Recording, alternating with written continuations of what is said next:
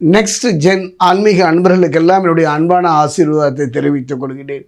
Next gen மூலம் ஒவ்வொரு மாத பலன் மட்டுமல்ல, ஆண்டு பலனும் இறைவன் அருளால் தொடர்ந்து சொல்லி வருகிறேன். அந்த வகையில் பார்க்கும்போது 2025ஆம் ஆண்டை பொறுத்த வரைக்கும் ஒரு போர் கிரகம் என்று சொல்லக்கூடிய செவ்வாயினுடைய ஆண்டாகத்தான் அமைந்தது. எத்தனையோ நிம்மதியை இழக்கின்ற ஒரு சூழ்நிலைகள், பிரச்சனைகளை சந்திக்கின்ற ஒரு சூழ்நிலைகள் இவைகளை சந்தித்தோம். ஆனால் 2026 அவ்வாறு இருக்குமா என்பதை நம்ம எதிர்கொள்ளப் போகின்றோம். அந்த வகையில் பார்க்கும்போது 2026ஆம் ஆண்டை பொறுத்த வரைக்கும் பலமிக்க 3 கிரகங்களுடைய பயிற்சியை பார்க்க போகின்றோம். திருக்கணித பிரகாரம் சனி பயிற்சியை நாம் சந்தித்து விட்டோம். அதே நேரம் வாக்கிய பிரகாரமும் நம் சனி பயிற்சியை இந்த 2020க்குள்ளே நம்ம சந்திக்க போகின்றோம். இரண்டும் ஒரே மாதிரியான பலனை தருமா என்பதை அவருடைய அனுபவங்கள் தான் நம்ம பாடும். நல்ல தசாபக்தி இறையருள் குருவுருள் அமையுமானால் அந்த நிலை நல்ல நிலையை நோக்கி நகரும். அதே நேரம் பார்த்தீங்கன்னா மத்தியம பகுதியில் குரு பயிற்சியை பார்க்கின்றோம். குரு பகவானை பொறுத்த வரைக்கும் மிதுனத்திலிருந்து கடகம் வந்து இப்போ கடகத்தில் இருக்கார்.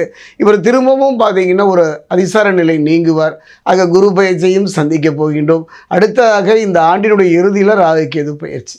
அந்த வகையில் பார்க்கும்போது 2026ஐ பொறுத்த வரைக்கும் ஒரு புரிதலுக்கான ஒரு காரணத்தை உடையவன், பூமிகாரகன், இரத்தகாரகன் என்றெல்லாம் சொல்லக்கூடிய செவ்வாயினுடைய நிலை ஆதிக்கத்தை பார்த்தோம். அதே நேரம் 2026ஐ பொறுத்தவரை ராஜ கிரகம் என்று சொல்லக்கூடிய குரு பகவானுடைய நிலை தான் இருக்கிறது. குருவும் சனியும் இணைந்து ஒரு யோக பலனை தரப்போகின்றார். என்னுடைய சோழி பிரசன அனுபவத்தில் பார்த்தா இந்த 2026ஆம் ஆண்டை பொறுத்த வரைக்கும் ஒரு கிரக யுத்த ஆண்டாகத்தான் நான் கருதுகிறேன். அந்த வகையில் பார்க்கும் பொழுது மேஷம் தொடங்கி மீனம் வரை ஒவ்வொரு ராசிக்கும் தனித்தனியான பலாபலன்களை எல்லாம் இறையர்களாலும் குருவர்களாலும் உங்கள் நலன் பொருட்டியே சொல்லி வருகிறேன். பார்க்கலாம். கடகராசி அன்பர்களே, 2026ஆம் ஆண்டு எவ்வாறு இருக்கும்? கடந்த ஆண்டை திரும்பி பார்த்தால் ஒரு அச்சமும் பயமும் கலந்த உணர்வு தான் ஏற்படுகின்றது. யாரை நம்புவது, யாரை நம்பாமல் போவது, எத்தனை இழப்புகள், நிம்மதியை தொலைத்த ஒரு காலமாகத்தான் அமைந்து விட்டது. ஏன்னா செவ்வாய் நிறைந்த காலம் அல்லவா? புரிந்து கொள்கின்ற ஒரு காரகத்தன்மையுடைய செவ்வாய் நம் வாழ்வை புரிந்து கொள்ளாமலே செய்துவிட்டார். நாமும் புரிந்து கொள்ளவில்லை, நம்மோடு சேர்ந்தவர்களும் புரிந்து கொள்ளாத ஒரு காலகட்டம். அதனால் அரசு துறையில், ஆன்மீகத்தில், பொது வாழ்க்கையில் பட்டப்பாடு மிக பெரும்பாடு. அந்த நிலை மாறுகின்ற ஒரு அற்புதமான காலம் 2026ல் அற்புதமான யோக பலன் கிடைக்குமா, வாழ்வில் முன்னேறுவோமா, இழந்ததை திரும்ப பெறுவோமா என்று எழுதுவது இயற்கை தானே. அந்த வகையில் கடகராசிக்கு 2026 பார்ப்போம்.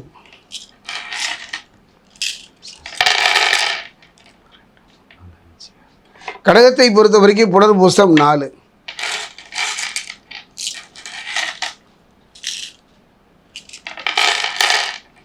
கடகத்தை பொறுத்த வரைக்கும் பூசம், கடகத்தை பொறுத்த வரைக்கும் ஆயில்யம்,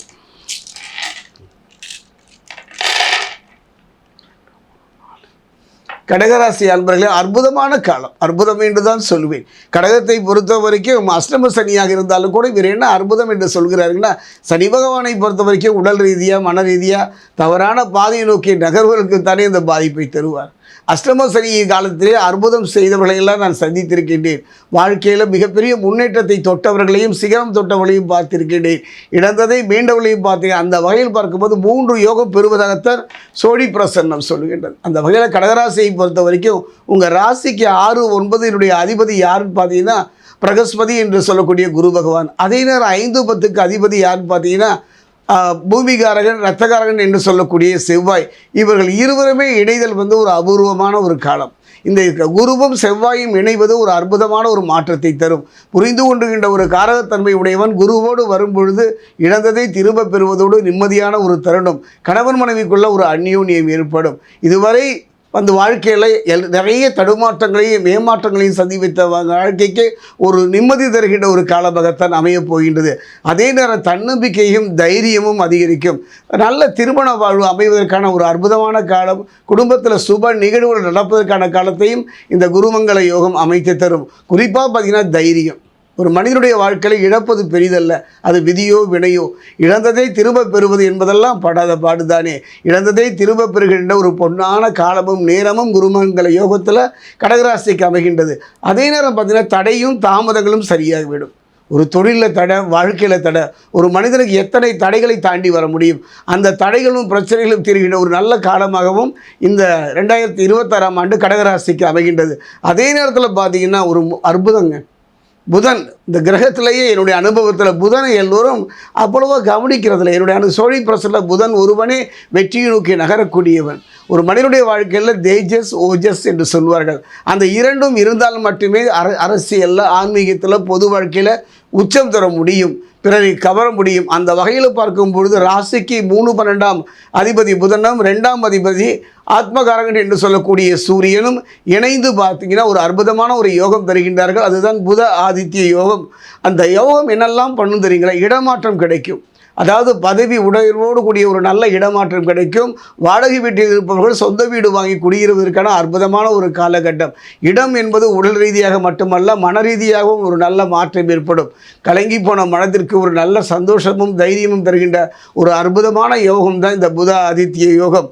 அதே நேரம் பார்த்திங்கன்னா ராசிக்கு 2ஆம் அதிபதியான ஆத்மகாரகன் சூரியனும் 6, 9க்கு அதிபதியான குருவும் இணங்குகின்றார்கள். ஒரு அற்புதம் சொல்வேன். இந்த 2026 பொறுத்த வரைக்கும் கடகராசிக்கு சிவராஜ யோகம் என்று சொல்லக்கூடிய அற்புதமான யோக பலனும் கிடைக்கிறது. இந்த யோகத்தினுடைய பலன் என்ன என்று பார்த்தீர்களா? சாபம், பாவம், யாரோ எப்பொழுதோ செய்த சாப பாவத்தினுடைய பலன் நம் தலையில் இறங்கிவிடும். நம் வாழ்வில், தொழிலில், குடும்பத்தில் நிம்மதி இல்லாத சூழ்நிலையை தந்துவிடும். அந்த நிலை மாறும். இழந்ததை திரும்ப பெறுவதோடு ஒரு மனிதன் வாழ்க்கையில் சந்தோஷம். சிலரெல்லாம் பார்த்தீங்கன்னா சூழ்நிலையின் காரணமாக வாங்கிய கடனை கட்ட முடியாவிட்டாலோ ஏதோ பிரச்சனையின் காரணமாக குடும்பத்தை விட்டு பிரிந்து வாழ்வார்கள். அந்த நிலை மாறி குடும்பத்தோடு வாழ்கிற அற்புதம். சிலருக்கெல்லாம் காலம் கடந்து கொண்டே போகும். ஒரு திருமண வாய்ப்பு அமையாமலே அமைந்துவிடும். நல்ல திருமண யோகம் கிடைப்பதற்கும் மழலை செல்லும் கிடைப்பதற்கும் ஒரு நல்ல மாற்றம் தருகின்ற ஒரு காலம். நம்முடைய வெற்றிக்கு எது தடை என்பதை இனம் கொள்ளுகின்ற ஒரு மாதமாக, ஒரு ஆண்டாக, ஒரு காலமாக 2026 கடகராசிக்கு அமையும். குறிப்பாக கடகராசியில் இருக்கக்கூடிய பெண்களை பொறுத்த வரைக்கும் கவனமாக இருங்க. காரணம், கலத்திரக்காரர்கள் என்று சொல்லக்கூடிய சுக்கிரன் அவ்வளோ சிறப்பாக இல்லைம்மா. அந்த வகையில் பார்க்கும்போது கணவன் மனைவிக்குள்ள சில கோபதாபங்கள், எரிச்சல்லாம் வரதான் செய்யும். சில பிரிவுகளை சந்திக்கின்ற ஒரு சூழ்நிலையாகவும் கவனமாக இல்லாவிட்டால் நிரந்தர பிரிவாகிவிடும். என்னுடைய அனுபவத்தில் ஒரு மனிதனுக்கு ஆடோ பெண்ணோ உறவு ரொம்ப முக்கியங்க. உறவு இழந்த பிறகு பட்டமோ பதவியோ வாங்கி நம் வாழ்க்கைக்கு எந்த பலனும் இல்லை. அதனால் சரியாக கவனமாக இருந்து விட்டாலே போதும். இந்த உறவு பலப்படணும். ஒரு மனிதனுடைய நல்ல உறவு வேணும், அன்பு வேணும். அப்படி வரணும் அப்படின்னா கிரகங்களை பொறுத்த வரைக்கும் சனி பகவான் தான். கடகத்தை பொறுத்த வரைக்கும் அஷ்டம சனியாக இருப்பதனால ஒரு நேரம் சந்தோஷம் இருந்தால் அடுத்த நேரம் துவண்டு போய் விடுவார்கள். அதே நேரம் பார்த்தீங்கன்னா செவ்வாய் தனது 4ஆம் பார்வையாக சனி பகவானை பார்க்கின்றார்.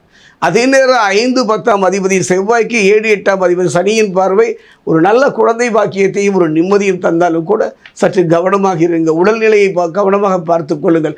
உடல்நிலையை விட கடகராசி இருக்கக்கூடிய பெண்களை பொறுத்த வரைக்கும் மனநிலை கடுமையான ஒரு பாதிப்பை சந்திக்கக்கூடிய சூழ்நிலை இருப்பதனால எச்சரிக்கையாக இருங்க. நீங்கள் செய்ய வேண்டியது ஒன்று தான். கடகராசியை பொறுத்த வரைக்கும் அஷ்டம சனியாக இருப்பதனால திருத்தணி முருகன், ஏன்னா செவ்வாயும் பலமிழந்து காணப்படுகின்றார். திருத்தணி முருகன் செவ்வாயின் அதிபதி அல்லவா? அங்கு செல்லும் முருகனை வழிபட்டு பக்கத்தில் தான் அங்கே அகூர்னு ஒரு இடம், அங்கே பாதசனீஸ்வருக்கு அற்புதமான ஆலயம்.